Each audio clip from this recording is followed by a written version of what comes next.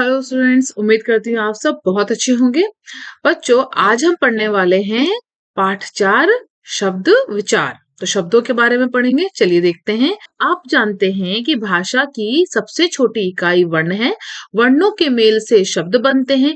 कथित तथा लिखित भाषा के दोनों रूपों में शब्दों का प्रयोग किया जाता है।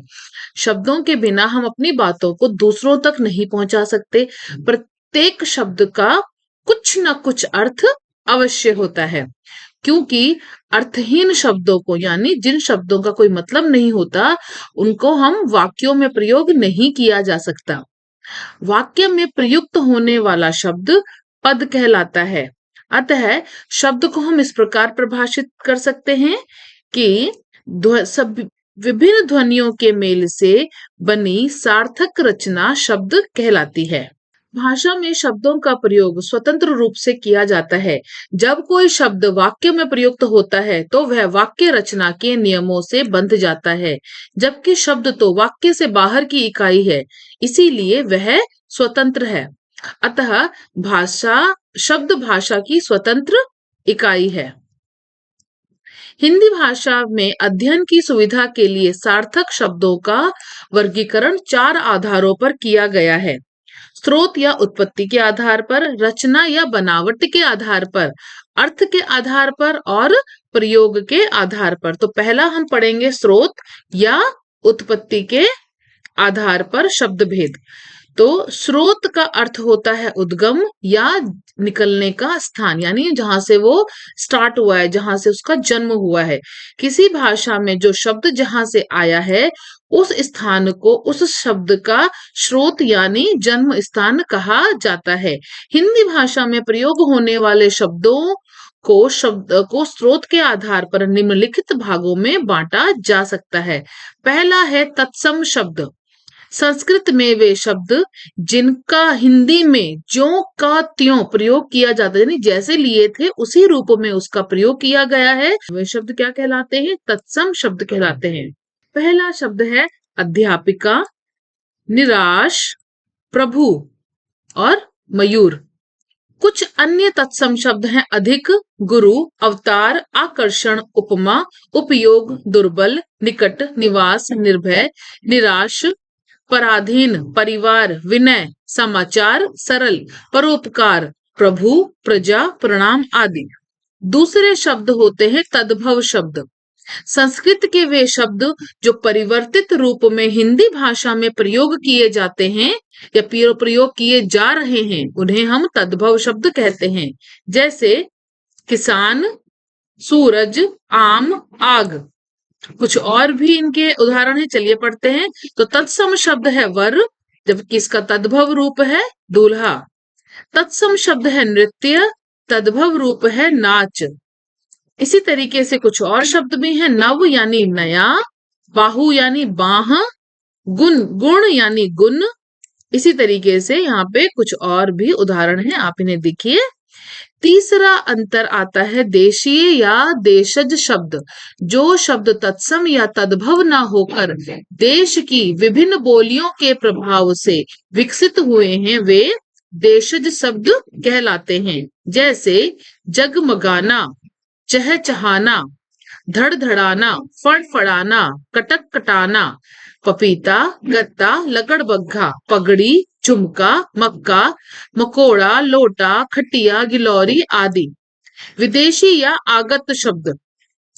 जो शब्द अन्य भाषाओं से हिंदी भाषा में आत्मसात किए गए हैं, यानी उन्हें हमने विदेशी भाषा से या दूसरी भाषा से लिया है, तो उन्हें हम विदेशी शब्द कहते हैं।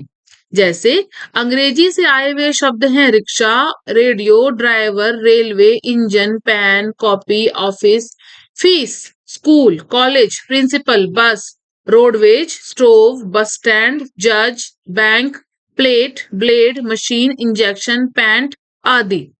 अरबी से आए हुए कुछ शब्द पढ़ लेते हैं। माफ, खबर, किस्सा, हवा, खून, किराया, अखबार, कलम, मरीज, कब्ज, आसमान, कसम आदि। फारसी से आए हुए कुछ शब्द हैं जमीन, सेब, दुकान, साफ, सुर्ख, आदमी, गुलाब, चश्मा, सरदार, मकान, सुस्त, किनारा आदि। पुर्तगाली से आए हुए कुछ शब्द हैं बाल्टी, तौलिया, संतरा, अचार, आलू, चाबी, कमरा आदि। तुर्की से आए हुए शब्द हैं कुली, कैंची, बेगम, सराय, लाश, बीवी, चम्मच आदि। अन्य भाषाओं से भी आए हुए कुछ शब्द हैं कारतूस, coupon, lamp, cup, collar, picnic, ये सब हैं फ्रेंच से। चाय चीनी से। शीर्षक है शीर्षक, रसगुल्ला, ये सब बंगाली से आए हुए शब्द हैं। संकर शब्द, तो जो शब्द अलग अलग भाषाओं के शब्दों को मिलाकर बना लिए जाते हैं उन्हें संकर शब्द कहते हैं। जैसे इसके कुछ एग्जाम्पल पढ़ लेते हैं। अंग्रेजी शब्द है बम, जमा वर्षा, संस्कृत का, तो इसका अंग्रेजी जो एक वर्ड बना, इसका जो हमने इसको जोड़ के बनाया वो है बम वर्षा। फुट यानी अंग्रेजी का शब्द है, पाथ ये हिंदी का शब्द है, तो इसको जोड़ के संस्कृत का शब्द, इसको जोड़ के बना फुटपाथ। बे ये फारसी शब्द है और कसूर अरबी शब्द है, तो दोनों के मिला के जो बना है वो है बेकसूर। इसी तरीके से बे फारसी शब्द है और जोड़ हिंदी शब्द है, इनको मिला के बना है बेजोड़। रचना या बनावट के आधार पर शब्द भेद। रचना या बनावट के आधार पर हिंदी में शब्दों के तीन भेद हैं। पहला है रूढ़ शब्द, ऐसे शब्द जिनका अर्थ निश्चित होता है परंतु उनके खंड करने से उनके कोई अर्थ नहीं निकलता, उन्हें रूढ़ शब्द कहते हैं या वो रूढ़ शब्द कहे जाते हैं। रूढ़ शब्दों को मूल शब्द भी कहा जाता है, जैसे मछली, मानव, पृथ्वी, चंद्रमा, रात, दिन, नदी, नाव, जल आदि। दूसरा है यौगिक शब्द, ऐसे शब्द जो एक से अधिक शब्दों या शब्दांशों के योग से बने हों और उनके सार्थक खंड किए जा सकते हों, उन्हें यौगिक शब्द कहते हैं। इन दोनों शब्दों के अलग अलग अर्थ होने पर भी ये मिलकर तीसरे अर्थ को प्रकट करते हैं, जैसे जल, चर, अवगुण, शाकाहारी, मांसाहारी, राजकुमार आदि। योग रूढ़ शब्द, जो यौगिक शब्द अपने खंडों से उत्पन्न होकर अपने अर्थ को छोड़कर विशेष अर्थ ग्रहण कर लेते हैं, उन्हें योग रूढ़ शब्द कहते हैं। जैसे दिवाकर का अर्थ होता है सूर्य, खग का अर्थ होता है पक्षी, पुरुष का अर्थ होता है नर व्यक्ति, हलधर यानी बलदाऊ व्यक्ति, दिगंबर जैन मुनि को कहा जाता है, जल निधि समुद्र को कहते हैं। अर्थ के आधार पर शब्द भेद। अर्थ के आधार पर शब्द भेद निम्नलिखित होते हैं। एकार्थी शब्द, अनेकार्थी शब्द, पर्यायवाची या समानार्थी शब्द और विलोम या विपरीतार्थक शब्द। एकाकी शब्द, ऐसे शब्द जिनका सामान्यतः एक ही अर्थ होता है एकाकी शब्द कहलाते हैं। इस श्रेणी में व्यक्तिवाचक संज्ञा शब्द आते हैं। घर, पुस्तक, दूध, कमरा, जनवरी, देश आदि एकार्थ हैं।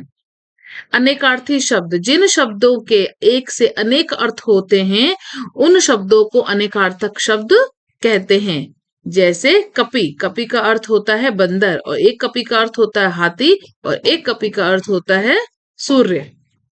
पर्यायवाची शब्द, जिन शब्दों के अर्थ समान होते हैं उन्हें समानार्थी शब्द या पर्यायवाची शब्द कहते हैं। जैसे जल, तो जल शब्द है और इसके पर्यायवाची है नीर, पानी, वारी।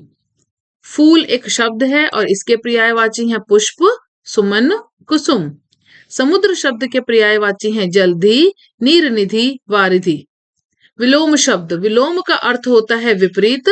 जिन शब्दों के अर्थ एक दूसरे के विपरीत हों उन्हें विलोम शब्द कहते हैं। जैसे विलोम शब्द है गुण और इसका विलोम है अवगुण। शब्द है मित्र, इसका विलोम शब्द है शत्रु। उचित, अनुचित, पाप, पुण्य। प्रयोग के आधार पर शब्दों के भेद। वाक्य में प्रयोग की दृष्टि से शब्दों को दो भागों में बांटा जा सकता है। विकारी शब्द, जो शब्द लिंग, वचन, काल के प्रभाव से अपना रूप बदल देते हैं वे विकारी शब्द कहलाते हैं, यानी उनमें विकार आ जाता है। जैसे मैं शब्द के मैंने, मुझे, मेरा, हम मेरे आदि रूप मिलते हैं। भाषा में संज्ञा, सर्वनाम, विशेषण और क्रिया ऐसे शब्द वर्ग हैं जिनमें लिंग, वचन, विभक्ति, काल आदि के प्रत्यय लग जाने से उनके रूप में परिवर्तन होता है। दूसरा है अविकारी शब्द। जिन शब्दों में लिंग, वचन, काल के प्रभाव से कभी परिवर्तन नहीं होता, यानी उनमें विकार नहीं आता, वो अपना रूप नहीं बदलते हैं, उन्हें अविकारी शब्द कहते हैं। जैसे यहाँ, वहां, और, परंतु, अथवा आदि। क्रिया विशेषण, संबंध बोधक, समुच्चय बोधक और विस्मय बोधक शब्द अविकारी हैं, इन्हें अवयवी कहते हैं। बच्चों, अब इसका एक बार रिवाइज कर लेते हैं पूरे पाठ को, एक पुनरावृत्ति करते हैं। शब्द भाषा की अर्थवान एवं स्वतंत्र इकाई है। स्रोत के माध्य आधार पर शब्दों के भेद हैं तत्सम, तद्भव, देशज, संकर और विदेशज। रचना के आधार पर शब्दों के भेद हैं रूढ़, यौगिक और योगरूढ़। अर्थ के आधार पर शब्दों के भेद हैं एकार्थी, अनेकार्थी, पर्यायवाची और विलोम। प्रयोग के आधार पर शब्दों के भेद हैं विकारी और अविकारी। वाक्यों में प्रयुक्त होने वाला शब्द पद कहलाता है। उम्मीद करती हूँ आपको यह पाठ बहुत अच्छे से समझ में आया है। आप इसका अभ्यास करें। धन्यवाद।